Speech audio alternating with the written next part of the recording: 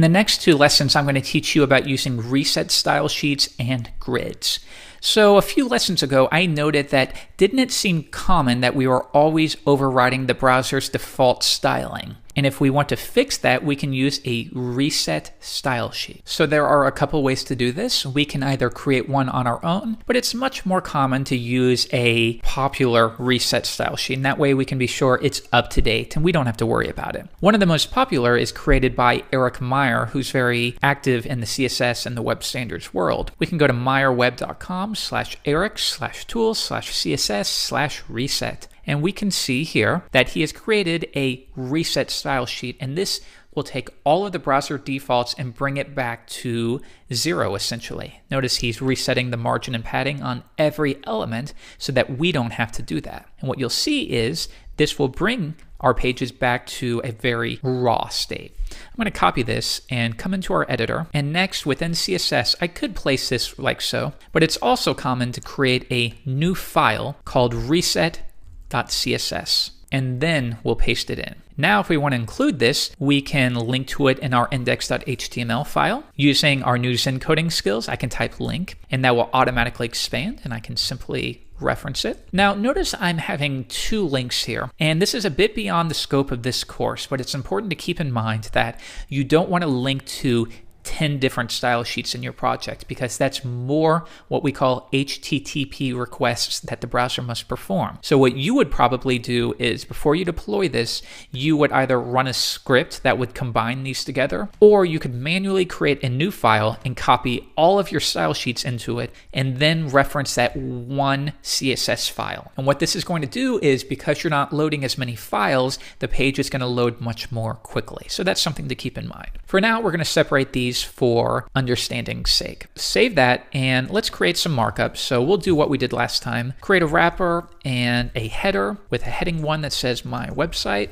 and then a nav element with a UL with 3 list items, each which has an anchor tag. And we'll also give a href to each anchor tag of a £. Good. Now we'll say home, about, contact. And then finally below here, maybe we'll have a new div with main with P that says body of my website. And that looks good to me. So let's view this in the browser and see what it looks like with the reset applied. And now I want you to note everything has been reset. If we remove it, you can see we're going to receive any browser defaults. But if we get rid of it, it reduces everything to their absolute defaults. The headings don't have any font weight. List items don't receive bullets. There are no margins applied. So it's important to know that there is a lot of debate on whether this is helpful. A lot of people feel that they should not use the reset because they're going to add a lot of these stylings back in anyways, and it's a waste of time.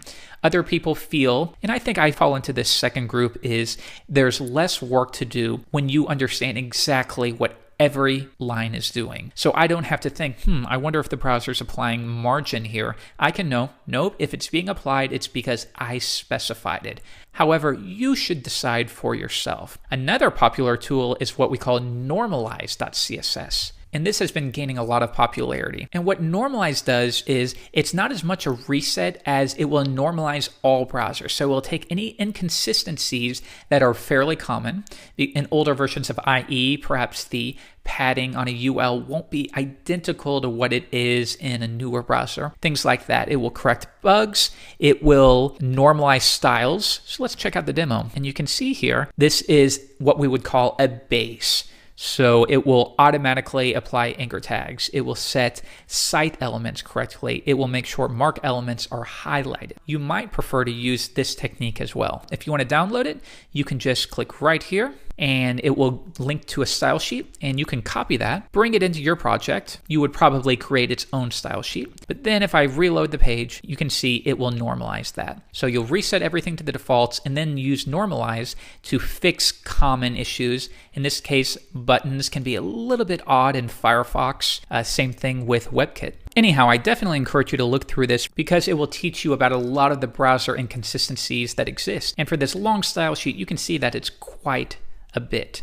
Definitely consider doing this. And what you'll find in the next lesson when we start learning about grids is that many grids provide their own reset, which are generally going to be quite similar to Eric Meyer's. So we'll take a look at that in the next lesson.